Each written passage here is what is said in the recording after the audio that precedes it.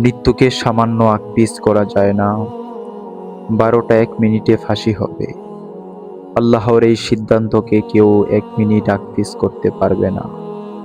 এতে আমাদের কোনো প্রশ্ন নেই, সন্দেহ নেই। কোনো মুসলমানের এ বিষয়ে সন্দেহ থাকার কথা নয়, থাকতে পারে না। কিন্তু কতিপয় মুসলমান এ বিষয়ে প্রশ্ন তোলে। তারা বলে, একজনকে ফাঁসি দেওয়া হলো 12টা 1 মিনিটে, আল্লাহর সিদ্ধান্ত গেল কোথায়? আমি এরকম কিছু মানুষের সাথে থাকি, তাদের সাথে চলাফেরা করি। এর পেছনেও কারণ আছে। আমার ইচ্ছা, যদি তাদের দ্বারা দিনের কোনো কাজ নেওয়া যায়।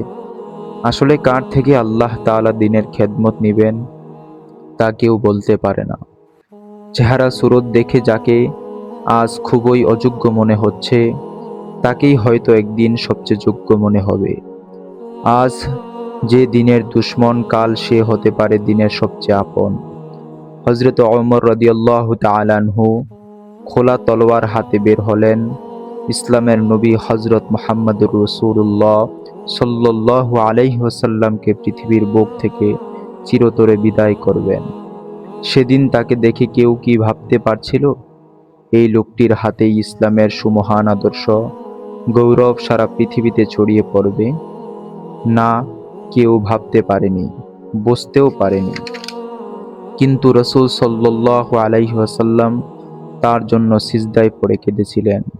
হযরত ওমর রাদিয়াল্লাহু তাআলা আনহু কুফরি ছাড়লেন, ধন সম্পদের লোভ ছাড়লেন, পদ ও নেতৃত্বের মাথায় ছাড়লেন, আর আল্লাহর রাসূল সাল্লাল্লাহু আলাইহি ওয়াসাল্লামের হাতে হাত দিয়ে হয়ে গেলেন পৃথিবীর সর্বশ্রেষ্ঠ মানুষ।